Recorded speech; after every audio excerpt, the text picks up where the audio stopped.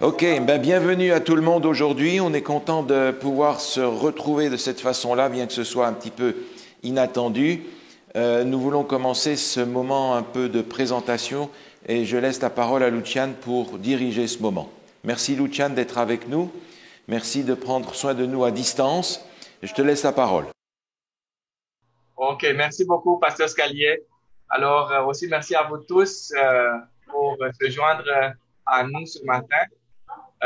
C'est une occasion spéciale. Alors, les deux églises, Saint-Georges et Saint-Henri, nous sommes ensemble. Il y a des personnes qui s'ajoutent même en ces moments à nous. Alors, bienvenue à tous et bon sabbat. Alors, l'idée, c'est que, comme vous savez, depuis l'année passée, on avait décidé d'embaucher un nouveau stagiaire. Comme vous savez, au niveau des pasteurs, le cycle de vie d'un pasteur, donc on a un jeune pasteur et puis on a un pasteur d'expérience et puis on a un pasteur qui s'approche à prendre sa retraite. Alors, il faut toujours penser à avoir des nouveaux pasteurs, des pasteurs qui vont remplacer ceux qui partent à la retraite. Et dans nos fédérations, il y a quelques pasteurs qui approchent cet âge. Alors, la fédération doit penser à l'avenir. Et on peut avoir toujours comme un pasteur stagiaire. Des fois, il y a aussi des pasteurs qui sont appelés ailleurs et qui partent. Et nous devons être prêts pour combler les besoins de nos églises. Alors, l'année passée, on a dit on doit avoir un nouveau stagiaire. Et on cherche toujours parmi les pasteurs bon, il y a des pasteurs qui appliquent pour travailler pour notre fédération, mais c'est sûr que dans notre vision, on veut avoir des pasteurs qui sont bilingues d'abord, donc au moins et surtout qui parlent le français, mais avec le besoin de notre territoire, le bilinguisme est très important. Et puis, des pasteurs qui connaissent un peu la réalité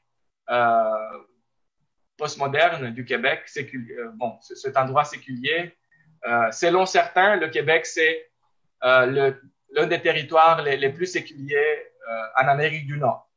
Et je pense que même dans le monde, on peut disons, être dans le top euh, parmi les territoires où le sécularisme est très présent. Alors, c'est sûr que ça demande une certaine compréhension de cette réalité pour pouvoir travailler avec les gens d'ici. Et quand quelqu'un connaît bien le territoire, c'est sûr que c'est un atout important quand on considère sa personne. Et on a, on a appris qu'il y avait quelqu'un du Québec, Yannick Morancy, qui était en train de faire ses études à l'Université Burman. Il a pris cette décision par lui-même, donc il a décidé de faire ça. Je pense que c'est à cause du fait qu'il a senti un appel du Seigneur au ministère. Et à ce moment-là, quand on a appris qu'il était là, on a aussi demandé des évaluations qui venaient des professeurs de Burman. On a demandé voir comment ça se passe et puis on a eu des très, très bons informations concernant son ministère. Il a travaillé un peu pour quelques églises en Alberta, pour certains programmes et projets. Et les évaluations étaient très bonnes. Alors, on nous a recommandé chaleureusement le nom de Yannick Morancy. Et c'est sûr, on le connaissait aussi.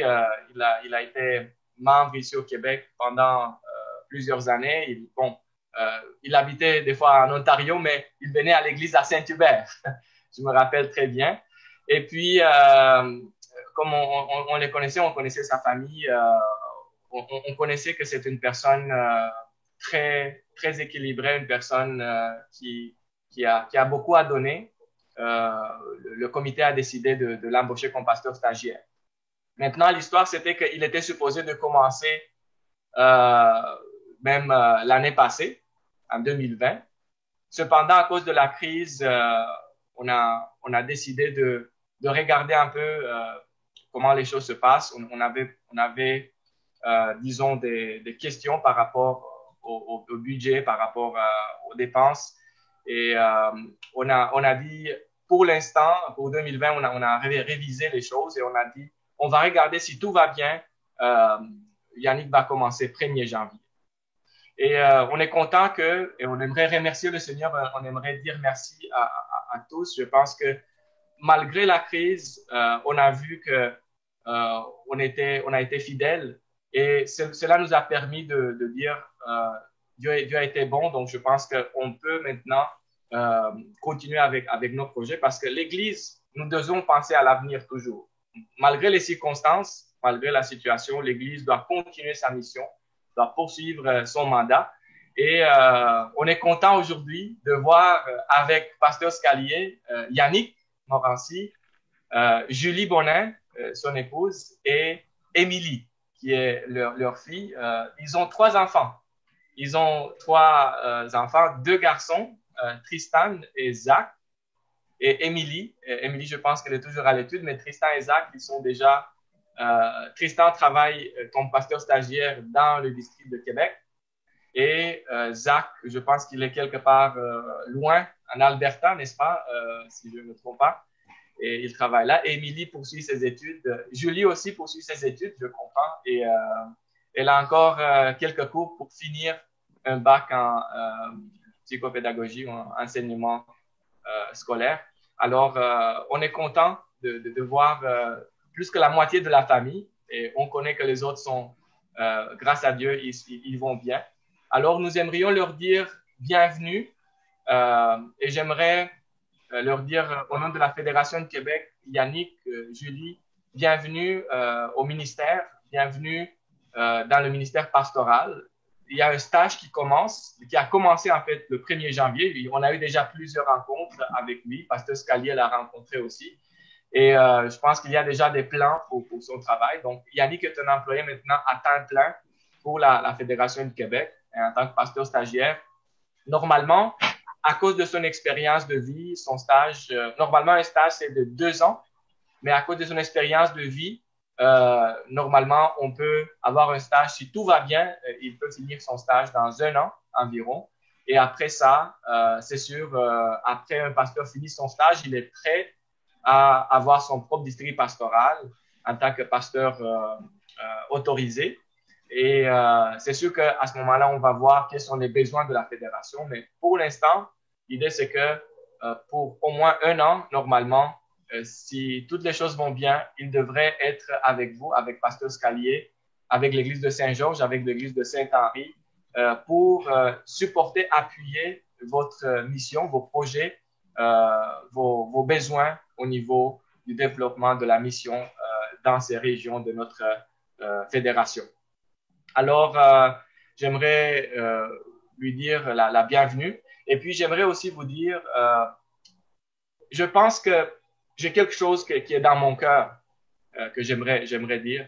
Ma préoccupation pour que l'Église comprenne le besoin de développer les pasteurs.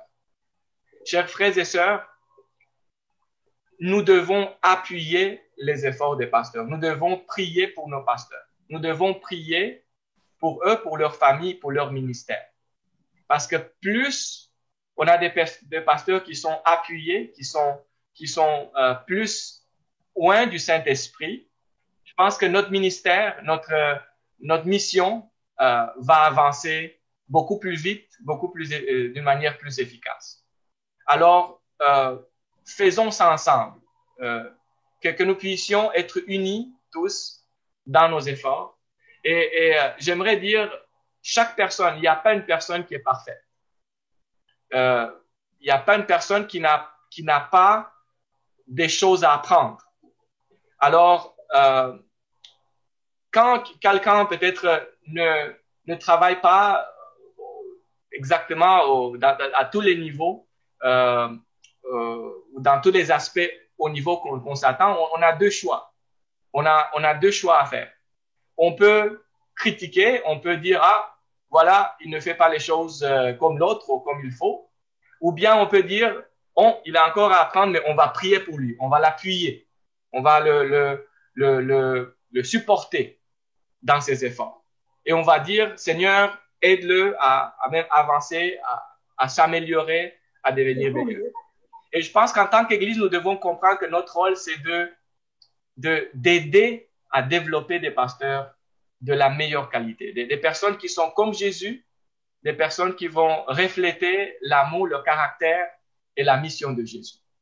Et j'aimerais vous demander à tous maintenant, vous êtes tous ensemble, des familles que je vois de partout un peu, de Québec jusqu'à Saint-Georges, j'aimerais vous dire, appuyez vos pasteurs. Et puis, j'aimerais aussi dire aux pasteurs, pasteur Scalier, pasteur stagiaire Yannick et la famille, j'aimerais dire, aimez vos troupeaux.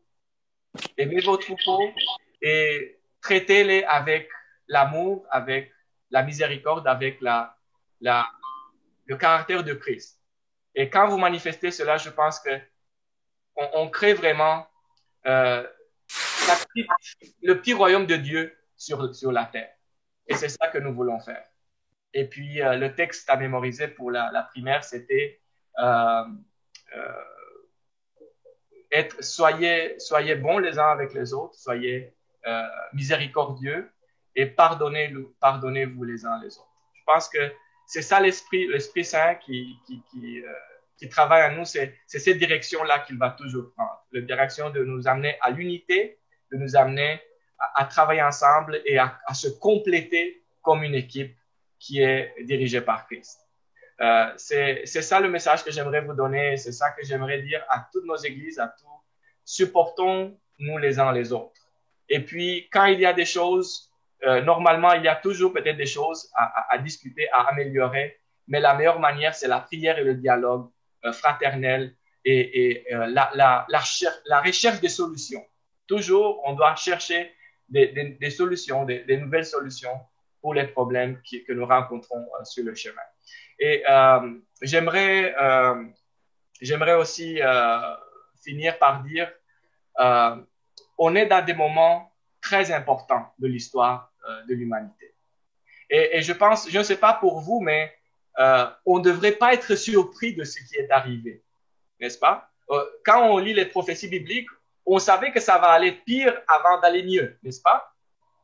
Est-ce qu'on est conscient de ça? Et j'aimerais vous dire quelque chose, et peut-être vous allez, j'aimerais vous dire, peut-être ça peut aller encore pire.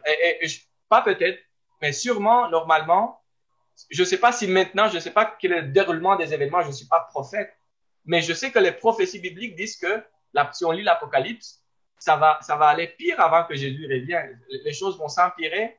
Et peut-être ça, c'est un test pour notre foi. Est-ce que Dieu, peut-être, il a permis peut-être que cette situation de COVID, c'est un test pour notre foi? C'est un test pour notre caractère? C'est un test pour c'est une épreuve qui montre où nous en sommes dans notre chemin spirituel? J'aimerais dire, moi je le pense. Je pense que Dieu le permet des fois pour qu'on puisse regarder et comprendre notre situation personnelle.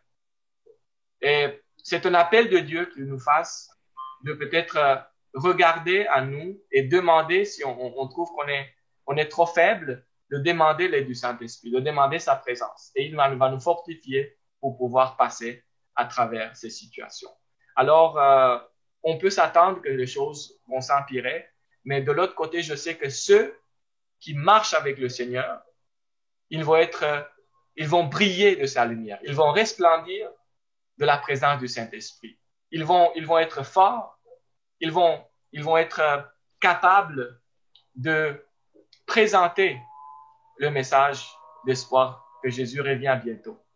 Et ils vont le vivre et ils vont le partager avec tous ceux qui sont autour d'eux. Et c'est ça ma prière, que le Seigneur puisse nous bénir tous avec cette capacité de marcher avec lui dans ces moments que nous vivons. Maintenant, j'aimerais donner la parole à pasteur Scalier pour dire quelques mots à Yannick et Julie et Émilie au nom des églises, à votre nom. Et puis peut-être Yannick peut dire quelques mots aussi. Et après, on va prier, on va faire une prière de consécration et on va passer au culte d'adoration. Alors, je disais qu'on s'est déjà rencontrés, on a déjà eu l'occasion de parler ensemble, mais j'aimerais officiellement vous souhaiter la bienvenue à l'église de Saint-Georges, à l'église de Saint-Henri. Et j'aimerais vous dire que ces deux églises vous reçoivent non seulement avec joie, mais avec indulgence. Nous avons à grandir ensemble, nous avons à progresser ensemble, et on est tous impliqués dans une mission qui est de toute façon au-delà de nos forces. Donc si on n'aborde pas cette tâche avec humilité, que ce soit en tant que dirigeant ou en tant que membre d'Église, on n'y arrivera pas. Donc c'est essentiel, me semble-t-il, de s'approcher du ministère avec humilité et par conséquent avec l'amour dont on parlait tout à l'heure et avec l'indulgence. Des erreurs, on en fait tous. J'ai averti l'Église quand je suis arrivé que j'en faisais tout le temps, donc ils sont prévenus et donc ils ne doivent pas être surpris. Et j'aimerais vous accueillir avec joie, avec indulgence, sachant qu'on a besoin de nouvelles relèves pour continuer la tâche. Merci d'être là. Merci beaucoup. Alors à tout le monde, aux membres, aux amis de l'Église de Saint-Georges et de Saint-Henri, je voudrais vous remercier de m'accueillir. Et notre famille, nous sommes très contents d'être ici. Peut-être qu'on ne s'entendait pas à revenir au Québec, mais Dieu a choisi qu'on revienne ici. Même ma fille, qui n'a pas nécessairement grandi au Québec, elle veut revenir au Québec. Alors, nous sommes très heureux d'être ici. Alors, on veut aussi vous remercier à l'avance de votre patience, de votre tolérance, de votre support, parce que je suis en apprentissage, nous serons en apprentissage, et puis l'apprentissage, c'est comme à l'école, ça veut dire qu'on va faire des bonnes choses et on va faire des choses où est-ce qu'on va avoir besoin de votre patience. Alors aussi, je voudrais saluer et remercier Pasteur Scaliette parce qu'il va me prendre sous son aile. Et puis, vous savez, redresser un vieil arbre, le vieil arbre que je suis, peut-être que ce sera difficile par bout. Alors, je salue son courage. Et puis, finalement aussi, je voudrais remercier la Conférence du Québec qui ont été vraiment gentils avec nous, qui ont été disponibles. Alors, Pasteur Adou, Pasteur Lucian, je vous remercie pour votre gentillesse et puis votre disponibilité aussi. Et puis, vous avez fait preuve de classe et puis j'apprécie beaucoup. Alors, ce sera un honneur de travailler pour vous. Et alors, on se sent humble par rapport à la tâche qui nous attend. Et puis, on a besoin du Seigneur pour partager sa gloire et puis qu'est-ce que le Seigneur peut faire au travers des éléments tels que nous. Alors, merci au Seigneur du fait qu'il a permis que nous puissions être avec vous. Nous devons être humbles et reconnaissants. Alors, merci et bon sabbat à tous. Merci beaucoup Yannick, merci Pasteur Scalier. En fait, on a hâte tous de voir la prédication dans quelques instants. Alors, on va prier. Moi, je vais me mettre à genoux. Je sais pas, bon, c'est pas nécessaire pour vous. Moi, je vais me mettre à genoux et puis on va prier ensemble une prière de consécration. Père Céleste, c'est avec joie aujourd'hui que nous venons devant toi pour te remercier pour ton sabbat.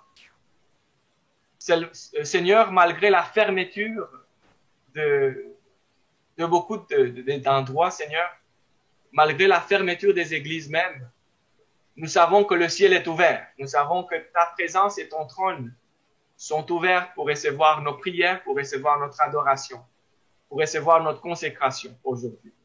Et nous voulons te louer, Seigneur, pour la protection que tu as donnée à tes enfants jusqu'à maintenant. J'aimerais te demander, Seigneur, en ce moment, d'être avec nous. Et même si on est loin physiquement, Seigneur, que nous puissions être tous en ta présence et unis par ton esprit. Déverse sur nous, Seigneur, ton Esprit Saint, ta bénédiction d'aujourd'hui et purifie nos cœurs, cherche nos pensées et, Seigneur, remplis-nous de ta force, de ta présence, du zèle de l'Évangile et de l'espoir que Jésus revient bientôt.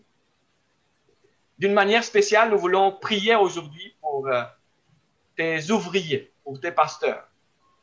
Le pasteur Scalier, le pasteur de ce district pendant plusieurs années, et celui qui dirige les deux églises, l'école, le travail dans ce coin du Québec.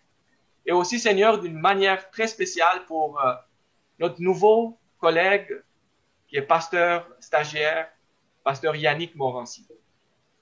Seigneur, merci parce que tu l'as accompagné pendant sa vie jusqu'à maintenant. Tu as béni sa famille avec 3 enfants.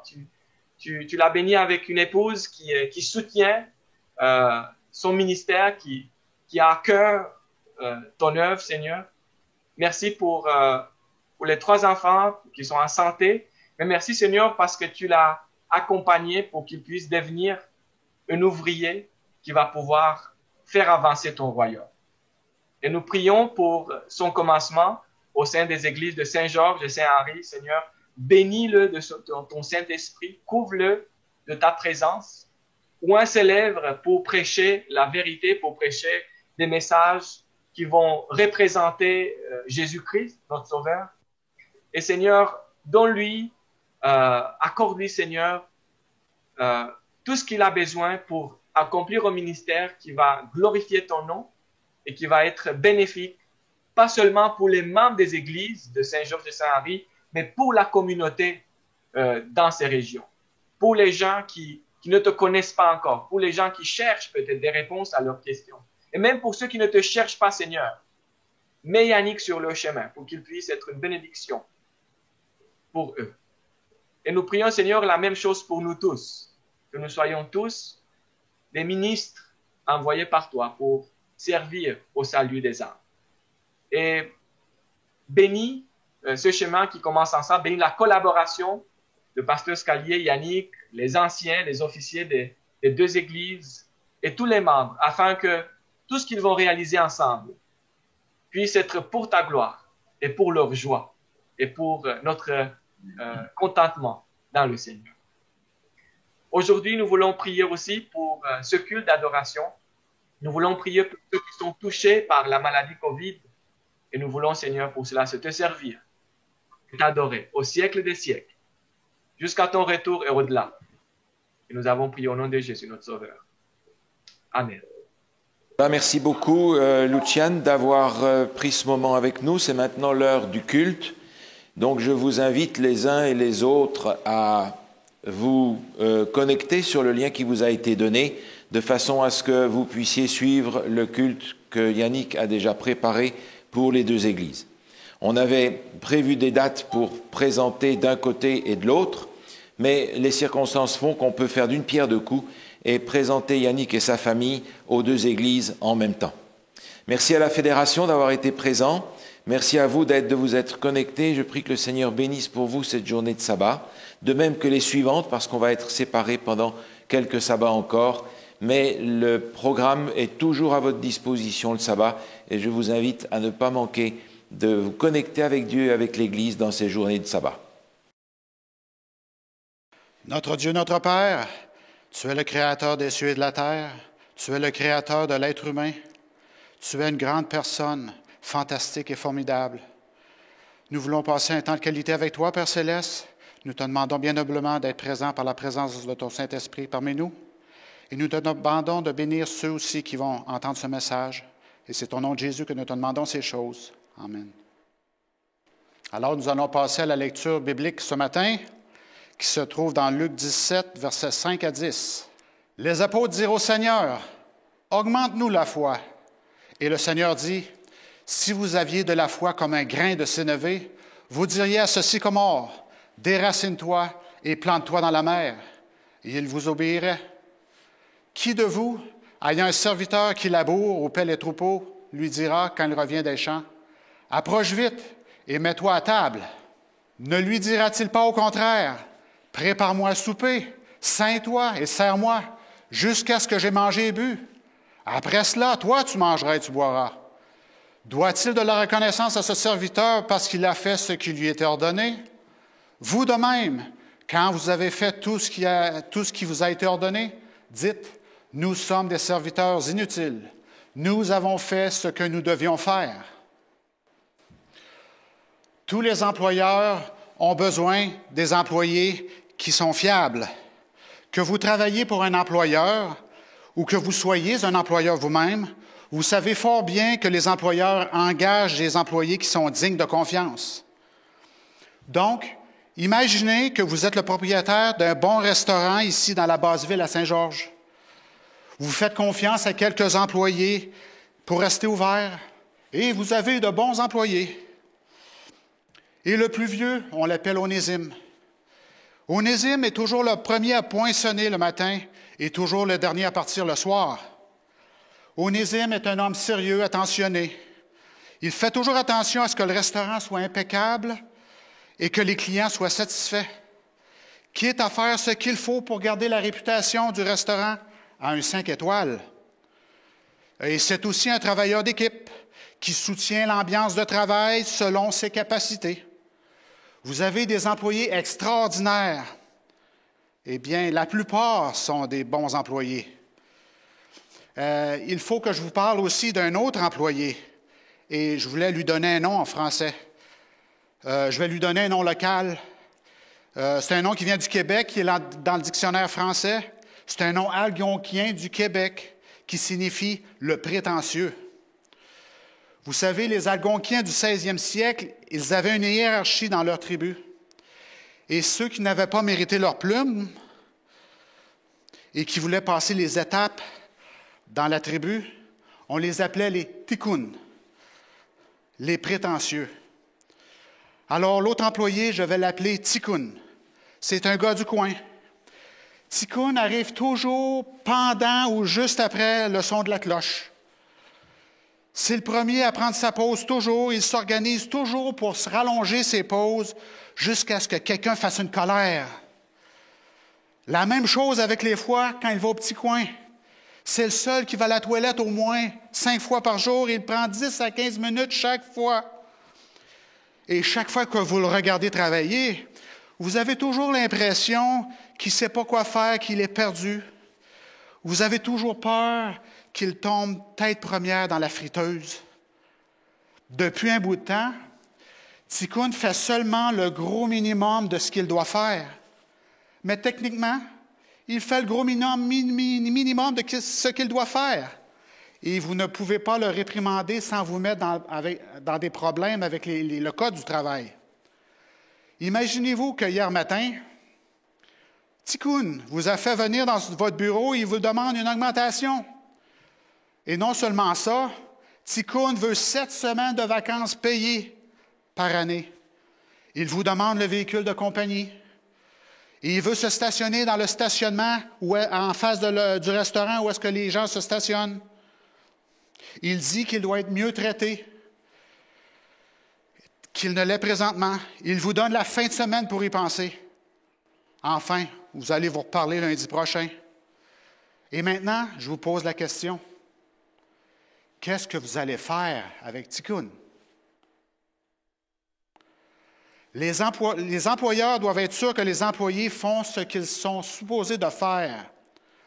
Selon un site Internet donnant de l'information sur les carrières, 30 des qualités essentielles d'un employé a à faire avec la confiance, la fiabilité, l'honnêteté et la loyauté. Tu dois faire ce que ton boss te demande. Spécialement si ton boss, c'est Jésus. Attends, pourrait me dire quelqu'un. Jésus, ce n'est pas un boss. Il ne me dit pas à moi quoi faire. C'est plus comme un oncle. Vous savez, mon oncle de la grande ville qui vient une fois par année pour nous donner des cadeaux et qui ne me fait faire jamais des choses difficiles.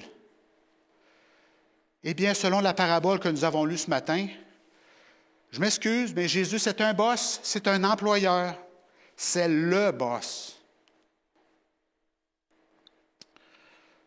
Une foule, ignorant la chaleur du soleil, s'était assemblée autour de Jésus. Les disciples fermaient le cercle alentour de Jésus pour le protéger. Alors la foule se pressait contre les disciples pour entendre les perspectives spéciales, profondes que Jésus voulait bien partager au travers de courtes histoires. Vous savez, vous connaissez les histoires? Un berger qui quitte les 99 brebis, agneaux pour en sauver une. Une femme qui fait un party pour une pièce de monnaie qu'elle a retrouvée. Un père qui court à la rencontre de son fils qui a sali l'honneur de la famille. Les foules étaient fascinées par les images de Jésus. Mais Jésus s'est tourné vers ses disciples et il leur a dit ceci. « Vous êtes bien mieux de faire attention. Si vous blessez un de ces petits agneaux, vous allez le payer cher. Ça serait mieux pour vous d'être attaché à une pierre de granit et d'être précipité dans la mer. Surveillez toujours ce que vous faites et pardonnez. » Alors, supposez que votre frère vous a fait du tort. Il a pris votre auto, il ne l'a pas rempli d'essence. Ou bien il a pris votre auto, il est parti avec votre femme. Ou bien il a pris votre auto, il l'a laissé dans le fossé, pris dans la tempête de neige. Ou même, dans le pire des scénarios, il a abandonné votre auto sans essence dans le fossé, prise dans la neige, avec votre femme encore assise dans l'auto. Si votre frère vient à vous et demande sincèrement pardon, pardonne-lui. Nous allons lire Luc 17, versets 1 à 4. Jésus dit à ses disciples, « Il est impossible qu'il n'arrive pas de scandale, mais malheur à celui par qui ils arrivent.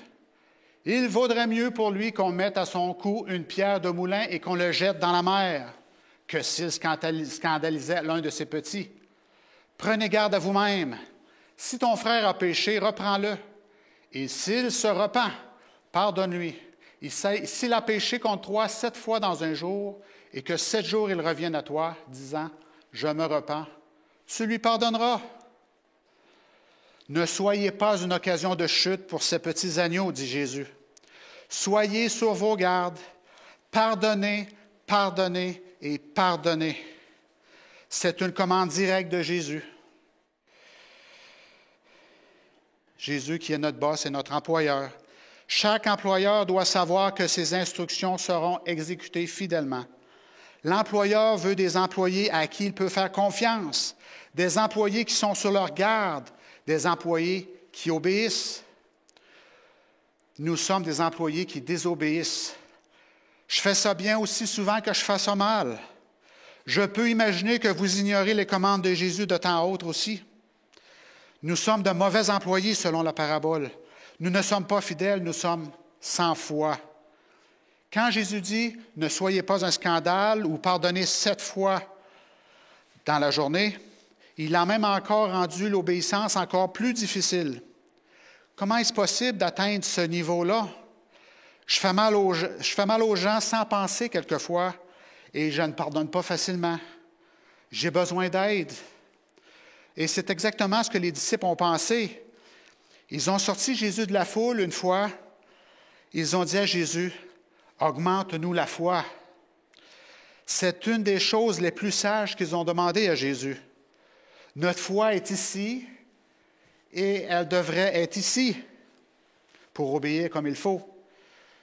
Et les disciples ont finalement compris que sans foi, il est impossible de plaire à Dieu.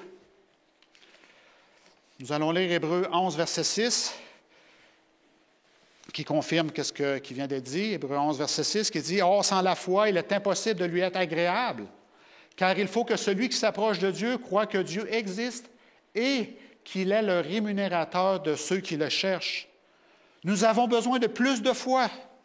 Ça s'applique même à ceux qui ont perdu un être cher, qui ont perdu leur emploi, leur carrière, ou à ceux qui ont succombé à leur dépendance, dans l'abus, sans espoir, ou ceux qui doutent de l'existence de Dieu. La demande des disciples est la question. Comment puis-je avoir plus de foi? Et là, Jésus a fait une pause. Les disciples se sont penchés, curieux, dans l'expectative de la réponse. Les collecteurs de taxes ont retenu leur souffle. Et même les pharisiens ont focalisé leur attention sur la réponse qui s'en venait. Et là, Jésus était sur le point de larguer une bombe de vérité quand il a dit, dans Luc 17, verset 6, « Et le Seigneur dit, « Si vous aviez de la foi comme un grain de sénévé, vous diriez à ce sycomore, « Déracine-toi et plante-toi dans la mer, et il vous obéirait. » Et quand Jésus a dit ça, sûrement qu'il a vu des réactions qui étaient bien étranges. C'est comme dire qu'un paraplégique peut courir le marathon s'il peut marcher. Ou comme un pompier dire qu'il peut sauver ma maison en feu si elle n'était pas en feu.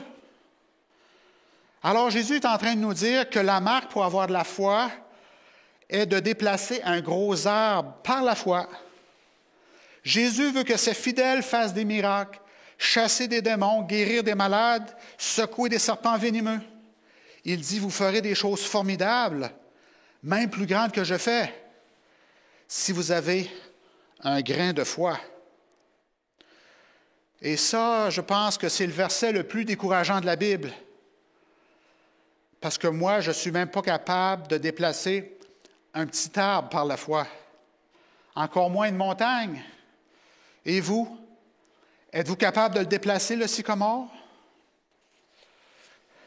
Et bien sûr, nous avons tous des sycomores dans notre vie. On veut qu'il arrive quelque chose dans notre vie, un changement, une mauvaise habitude, une mauvaise situation à changer.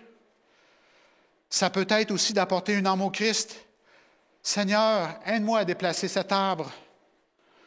Si on pouvait le faire par la force de notre pensée, on le ferait, mais ça ne marche pas. Jésus est en train de leur dire, vous pensez que vous avez de la foi jusqu'ici, mais en réalité, votre foi, elle est au plancher. Nous sommes dans le business de suivre Jésus. Et lui nous dit, guérissez les malades, aimez votre prochain, aidez les pauvres, gardez mes commandements, pardonnez, restaurez l'ouïe aux sourds, la vision aux malades. Mais je n'ai pas assez de foi pour faire ces choses. Nous sommes là. L'arbre ne va pas bouger. Nous sommes tous des disciples sans foi, des employés sans foi de notre boss. Et là, il y a des personnes qui vont affirmer que la foi, c'est une action mentale. La foi, c'est de croire, qu'ils disent. Et je suis d'accord avec eux dans un sens parce qu'il y a un verset qui dit ceci dans Éphésiens 2, versets 8 et 9. Éphésiens 2, versets 8 et 9, qui dit « Car c'est par la grâce que vous êtes sauvés par le moyen de la foi. Et cela ne vient pas de vous, c'est le don de Dieu. Ce n'est point par les œuvres afin que personne ne se glorifie. » Vous savez, depuis 500 ans, plusieurs chrétiens pensent que la foi est détachée des actions qu'on fait. Ils disent que Paul a cru, mais qu'il n'a pas fait. Ils disent que si votre foi vous fait faire, ce n'est pas de la foi. Vraiment? La foi de Paul l'a amené sur 3 voyages missionnaires. Il a enduré la bastonnade, les lapidations, le fouet, la prison, les naufrages, la haine de tous.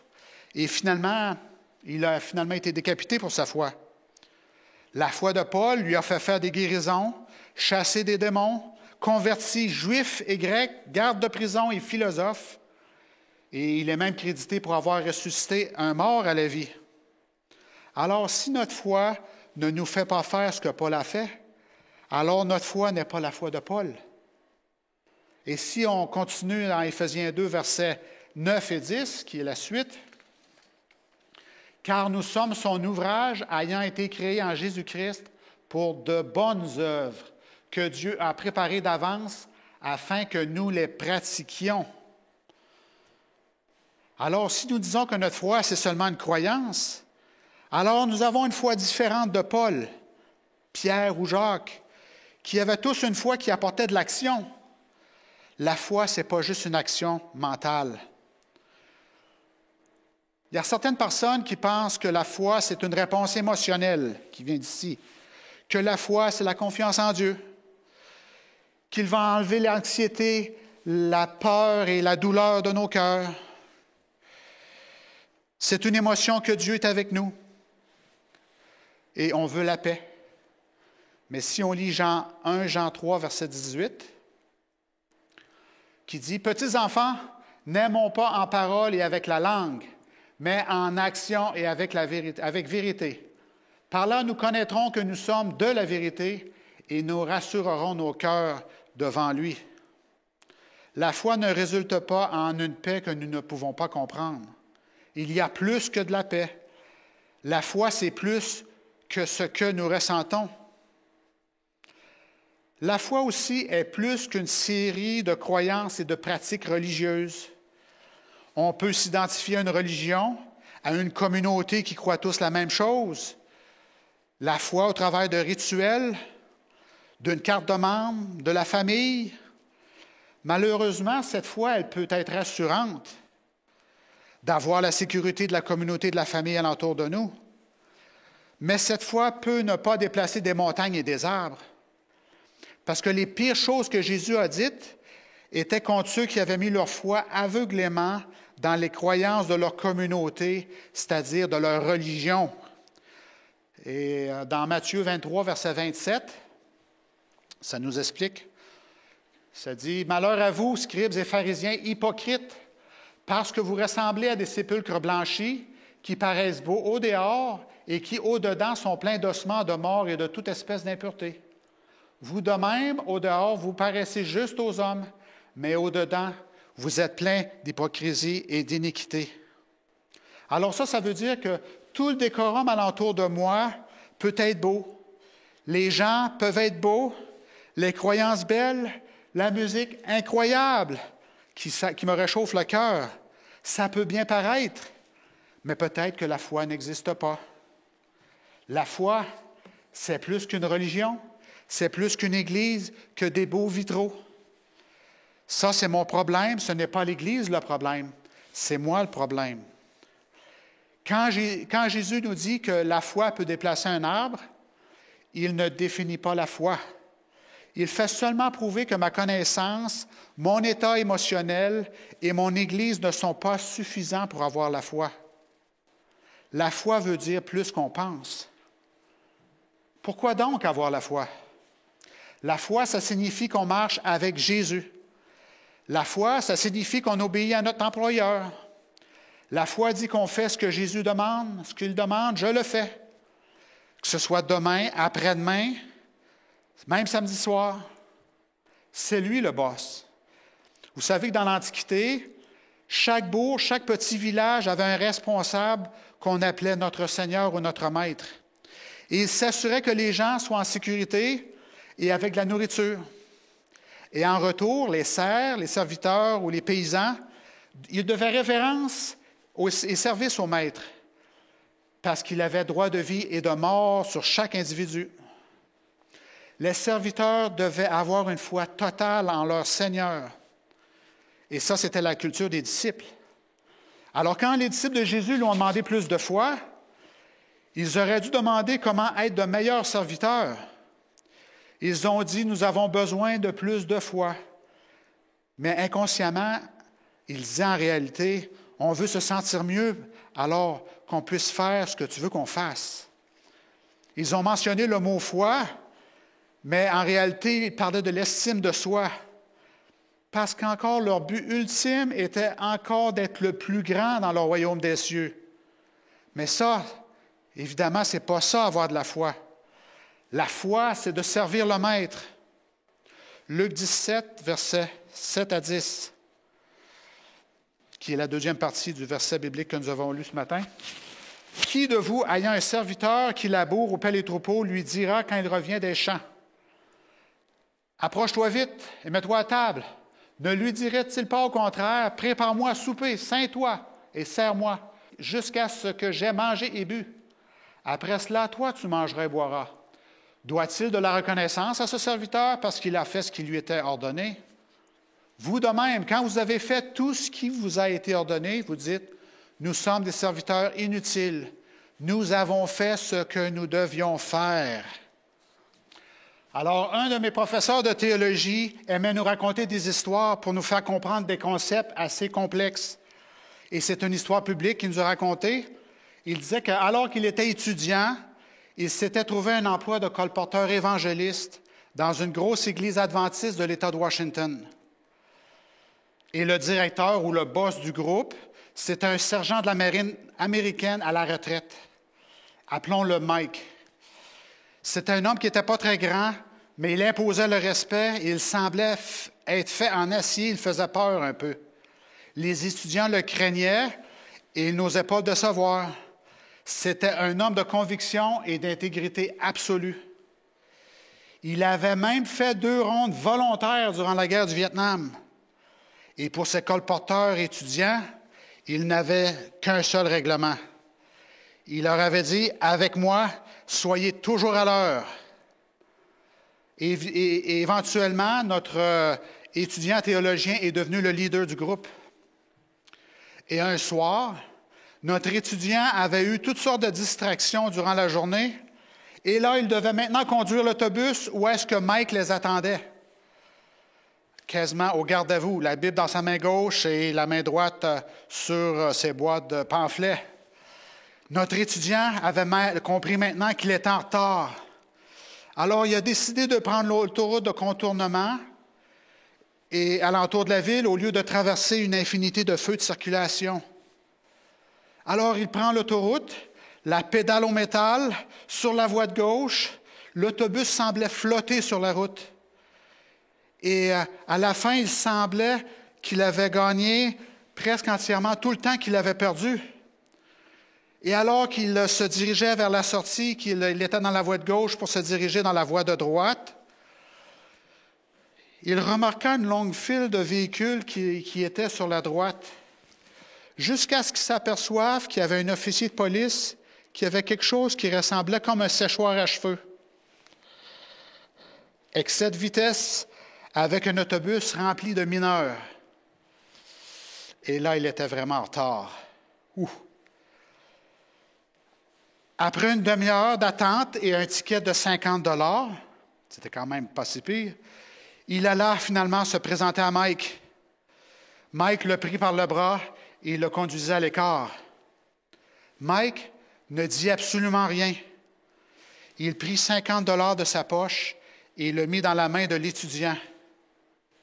« Oh, merci, dit l'étudiant, très surpris de recevoir cette grâce. » Mike dit, « Remercie le Seigneur » en pointant vers le haut. Mike s'en retourna et oublia l'événement. Mais pour cet étudiant, ce fut un événement marquant au point de vue spirituel. Et ça, c'est un bon boss. Et là, je ne parle pas de Mike, je parle du boss de Mike. Et c'était aussi le boss des étudiants. C'est aussi notre boss. Il veut être le boss de tous ceux qui l'acceptent dans leur vie.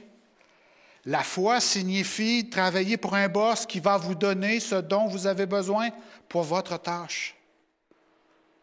Le boss, il nous dit, faites ce que je vous demande. Si vous tombez en problème, vous ne serez jamais seul. Jésus est ce boss. Il est prêt à tout faire pour nous. D'ailleurs, il l'a déjà fait. Il s'est fait abuser, torturer, exécuter, l'enfer sans broncher. Il a tout pris. Et en anglais, on a une expression que je dois dire, ça dit « like a boss ». Ma capacité à déplacer un arbre, ce n'est pas trop important. Seulement ma capacité à obéir mon boss est important. S'il me demande à déplacer cet arbre ou une montagne, c'est sa grâce qui va le faire. Ma foi me place entre ses mains pour faire ce qu'il veut. La foi arrive quand je perds le fil de mes erreurs et mon manque de capacité. La foi arrive seulement quand j'espère seulement en une personne. La foi arrive quand j'oublie tous les ustensiles du sanctuaire et que je vois Jésus.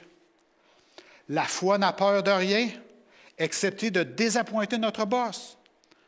La foi est ma part d'une alliance avec un boss qui est plein de grâce. Dieu a démontré sa grâce au travers de notre foi. Quand on garde toujours nos yeux sur Jésus, quand on s'occupe seulement de ce qu'il veut, notre foi illumine le monde. Quand on est fidèle à Jésus, on irradie la grâce partout où nous allons. Mais si Jésus n'est pas ton boss, si tu n'es pas son disciple, ça n'importe pas que tu aies la bonne théologie, ça n'importe pas que tu aies des bonnes émotions, des bons feelings dans ton cœur. Ça n'importe pas que tu fasses plein de rituels et des structures avec des gens qui ont des bonnes religions, qui sont dans une religion. Si Jésus n'est pas ton maître et Seigneur, si tu n'es pas le boss de ta vie, si lui n'est pas le boss de ta vie, tu n'as pas le moindre grain de foi.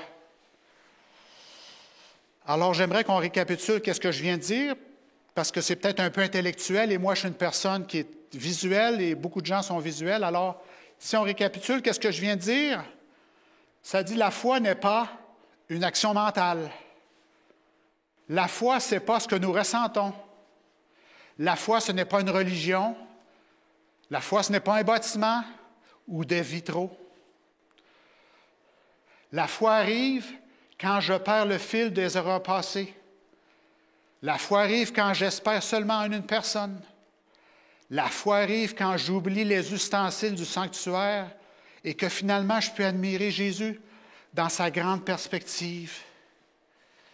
Ensuite, la troisième partie, qu'est-ce que la foi finalement? La foi, c'est de servir le Maître dans toutes ses commandes sans espérer des gains et des succès personnels. La foi, c'est ma part d'une alliance avec un Maître plein de grâce. La foi, c'est savoir qu'il prendra soin de nous, peu importe qu'est-ce qui nous arrive. Et trop souvent dans ma vie, j'ai essayé d'être le boss. Chaque fois que je fais de la peine à quelqu'un, j'amène les gens à douter de Dieu. Je suis un mauvais boss. Non seulement ça, mais je suis aussi un mauvais employé. Et je veux être un onésime, mais je suis un ticoun quelquefois aussi. Et je désire être meilleur. Et c'est mon souhait pour 2021, l'année dans laquelle nous avançons. Et je l'entends murmurer dans mes prières le matin, à aimer mon prochain encore mieux. Et si j'obéis à Jésus, sa grâce brillera au travers de moi. Jésus, peut-être, il est en train de vous montrer un changement de carrière, un changement de situation ou de chemin. Mais si vous obéissez à Jésus, sa grâce brillera au travers de vous. Peut-être aussi que vous subissez des pressions négatives, du harcèlement, des accusations, des rumeurs, congédiements. Et il n'y a personne pour vous défendre. Vous n'êtes pas capable de vous défendre. Vous ne répliquez pas. Vous pourriez humilier la personne qui vous insulte. Vous pourriez l'écraser sans qu'elle puisse se relever. Et là, vous vous rappelez Jésus qui était devant Pilate et qui endurait l'épreuve. Vous entendez Jésus qui vous dit « Retiens ta langue, ne te défends pas. Ce n'est pas ton combat, c'est le mien. » Si vous obéissez à Jésus, sa grâce va toujours briller au travers de vous. Quand ta loyauté est à Jésus, tu brilles. Quand ta dernière pensée est ce que les gens vont penser si tu obéis à Jésus, tu brilles. Quand tu prêches avec tes mains et tes pieds au lieu de prêcher avec ta bouche, tu brilles. Quand tu fais tout ce que Jésus te dit de faire et que tu dis « Je ne suis rien comparé à lui », tu remplis ce monde avec la gloire de la grâce de Dieu, de Jésus. Alors choisis-le aujourd'hui. Laisse sa grâce briller au travers de toi. Amen. Alors prions. Seigneur et Maître, enseigne-nous à être de bons serviteurs. Augmente-nous la foi. Apprends-nous à être soumis à ta volonté et à te faire confiance. Laisse ta grâce briller au travers de nous, afin que les gens puissent être attirés à ton amour et qu'ils puissent devenir contagieux de ton amour. Et c'est au nom de Jésus que nous prions. Amen.